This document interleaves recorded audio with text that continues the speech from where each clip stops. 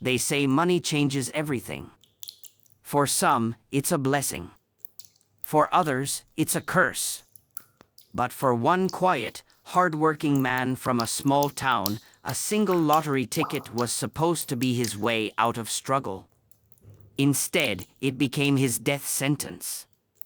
Because the moment he hit the jackpot, the vultures circled. And when he disappeared, nobody believed his family's cries. Nobody until years later, when police made one discovery that changed everything. They found the winning ticket, not in his pocket, but in his best friend's wallet. This story starts with a man named Daniel Harper. Daniel wasn't rich. He wasn't powerful. He wasn't the type to stand out in a crowd. He worked long shifts at a factory just outside of town, lived in a modest rented house, and dreamed of giving his family the life he never had. What made Daniel special wasn't his money, it was his faith in hard work, his loyalty to the people he loved, and his unshakable hope that someday things would get better. For years, he'd play the lottery every Friday. Just one ticket, never more. He'd smile and say, "One day, sis, this ticket's gonna save us. You'll see. I'll buy you a house with a big porch, Mama won't have to worry about bills no more, and I'll finally get a car that doesn't break down in the winter." Most people laughed it off. Nobody really thought Daniel's dream would come true. But then, one Friday night in 2003, it did. The jackpot was $15 million. And Daniel Harper's ticket had every winning number. For a man who'd spent his whole life being overlooked, cheated by landlords, pushed aside at work, and counted out by society, it was supposed to be the moment he finally won. But winning only painted a target on his back. Daniel sat at the small kitchen table, holding the crumpled ticket. His hands shook as he checked the numbers against the TV screen again and again. Lord have mercy. This can't be real. His best friend, Tony Miller, sat across from him. Tony was slick, smooth-talking, and always hanging around Daniel when there was money involved. "Danny boy, that's it. You're rich, man. 15 million. We're talking mansions, cars, everything we dreamed about. Hey, you gotta let me help you handle this. You don't know nothing about big money. But me? I can make sure nobody takes advantage of you. I don't know, Tony, this is my family's blessing.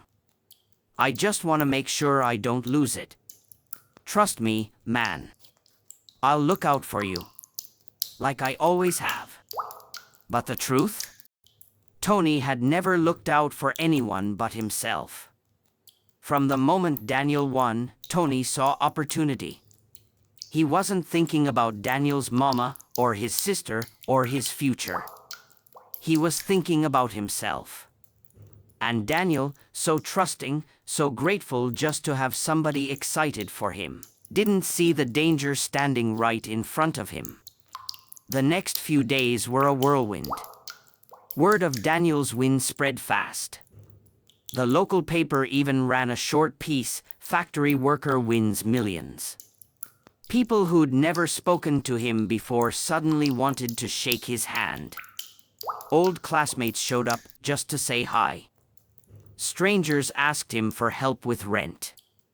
But while Daniel dreamed about helping his family, Tony whispered in his ear about investments, luxury cars, and parties. "Come on, man, you're rich now. No more scrimping. Let's celebrate tonight. Big party on you." And Daniel, though hesitant, agreed. That night, they went out. Tony bought drinks on Daniel's tab, bragged loud about his rich best friend, and showed off like the money was already his. Witnesses later said Daniel looked uncomfortable, almost worried. But Tony? He looked like a man who'd just been handed the keys to the kingdom. It would be the last night anyone saw Daniel Harper alive. Around 1:30 a.m., a bartender saw Daniel and Tony leave together. Daniel looked a little drunk, but Tony had his arm around him, steadying him, leading him toward the parking lot. The bartender remembered Tony joking. "Don't worry, folks. I'll get him home safe. Can't have a millionaire catching the bus now, can we?" They got into Tony's car. And then, nothing. Daniel never made it home. The next morning, Daniel's sister tried to call him. No answer. She went by his house empty. His car was still parked outside. His wallet, his keys, even his shoes were inside. But the winning ticket? Gone. She called the police in a panic. "My brother's missing. He won the lottery just last week, and now I can't find him. Please, you have to help me." But the response was cold. "Ma'am, maybe he just needed some time away. People change when they get money. Happens all the time. No, that's not him. He wouldn't leave us. He wouldn't leave Mama. Somebody's done something to him." The officer scribbled notes, barely listening. And there it was again, the same story that plays out in too many towns. An ordinary man's family begging for help, while authorities brushed them off. They didn't take it seriously. They didn't move fast.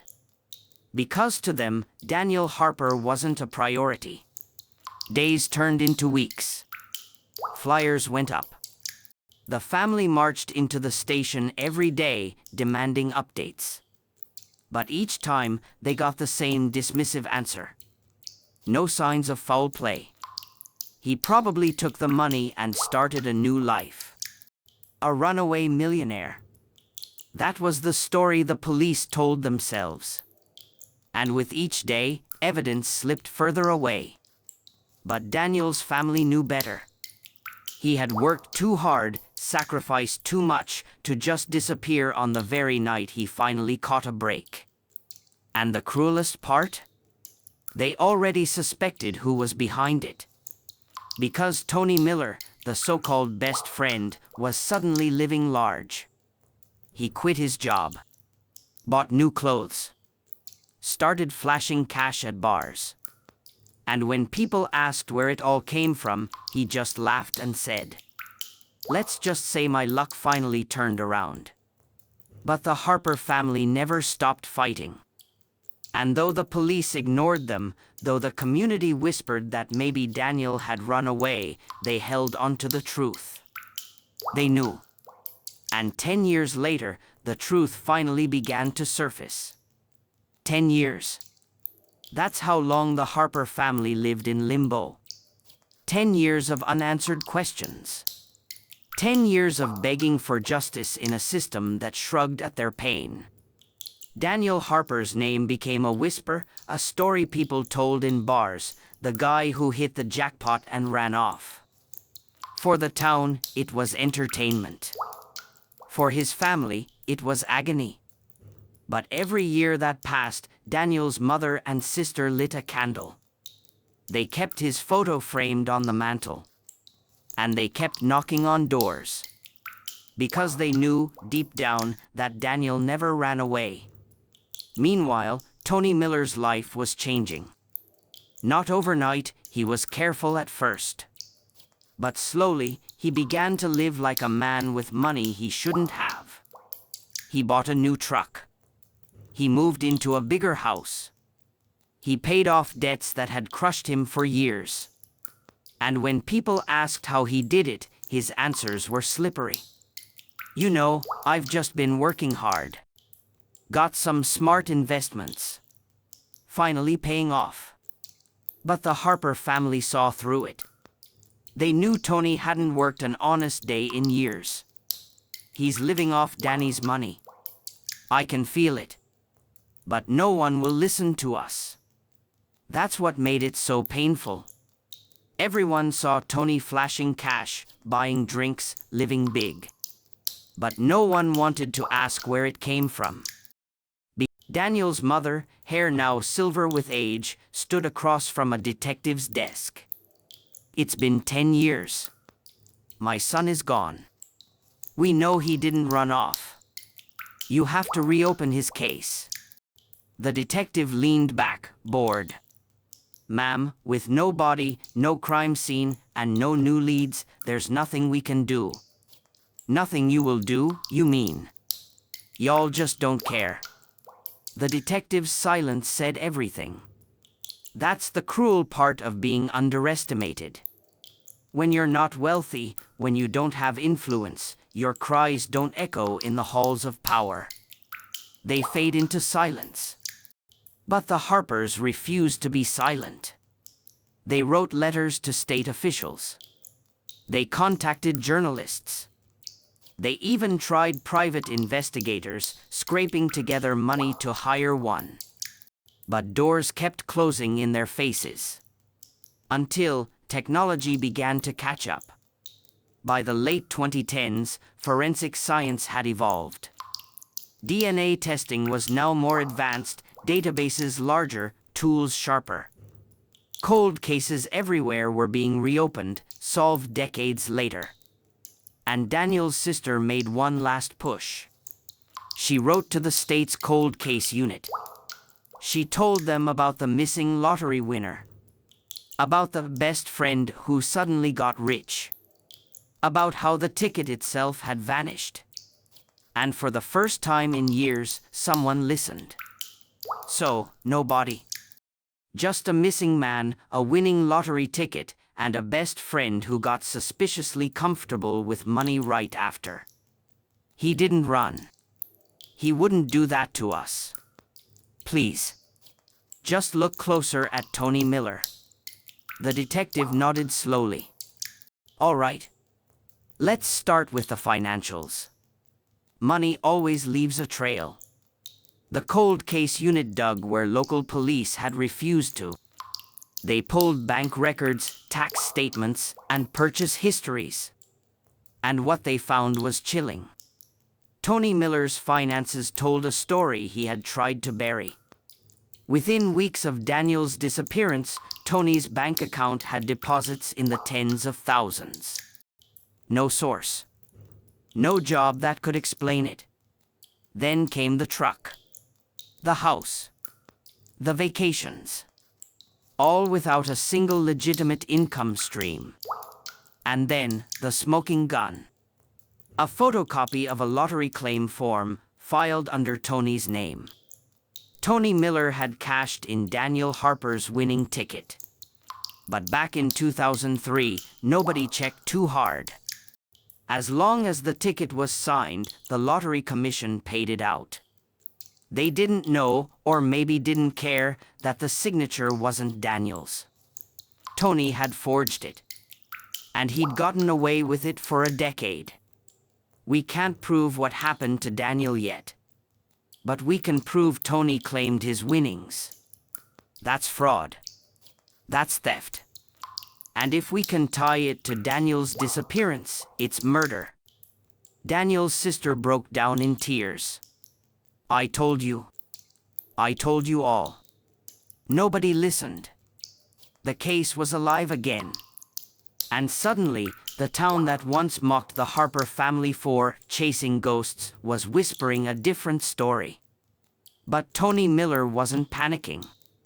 Not yet. He had been the untouchable golden boy for too long. He thought the system would protect him, just like it always had. What he didn't know was that this time, the walls were closing in.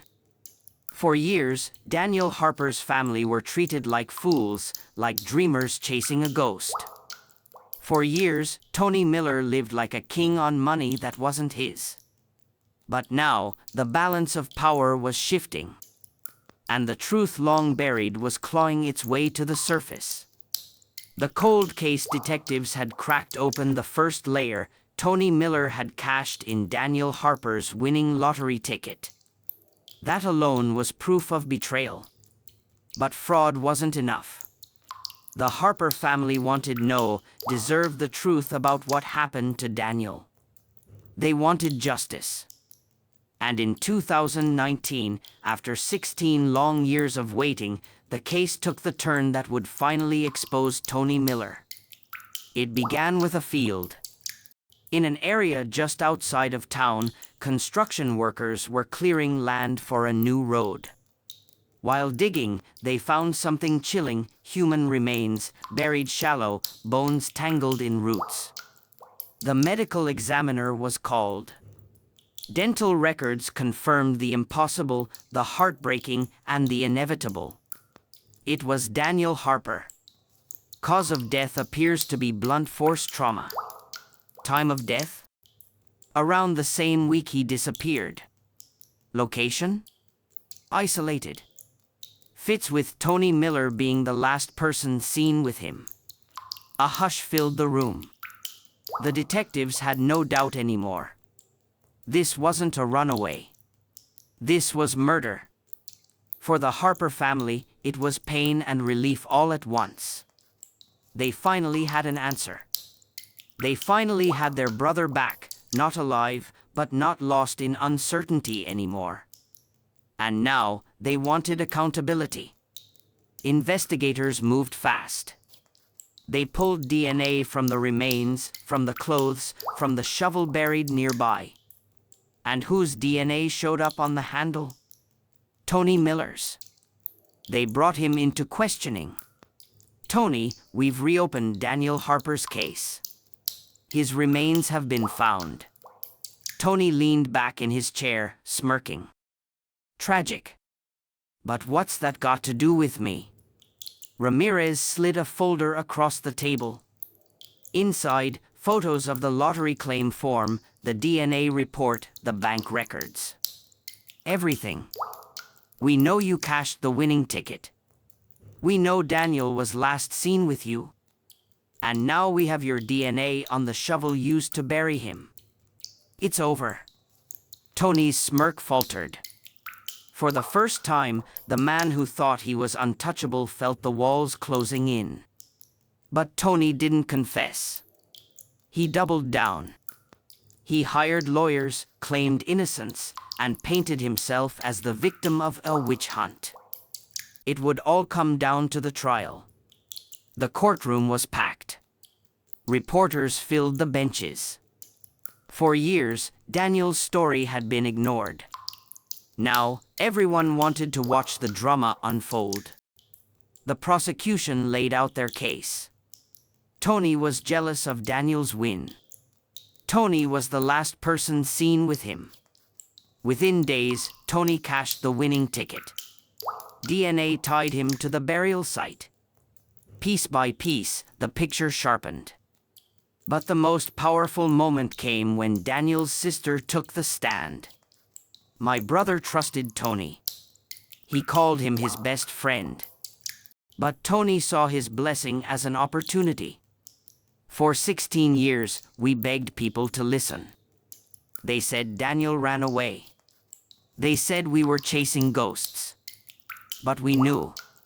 We always knew. And now the truth is here." Her words silenced the room. Tony's defense tried everything. They claimed the money had been a gift. They suggested Daniel had gotten violent, and Tony defended himself. But the evidence was too strong. And the jury saw through the lies. After weeks of testimony, they returned with a verdict. Guilty. On all counts. The judge's voice rang clear. "Tony Miller, you betrayed a man who trusted you. You stole his future, you stole his family's peace, and you did it out of greed. For murder, you are sentenced to life without parole." Tony's face crumbled. The man who once strutted with confidence now sat small, broken. And in that moment, justice, long delayed, was finally delivered. Daniel Harper, the quiet underdog no one took seriously, had his truth spoken aloud for the world to hear. His family, once ignored and ridiculed, walked out of that courtroom with their heads high.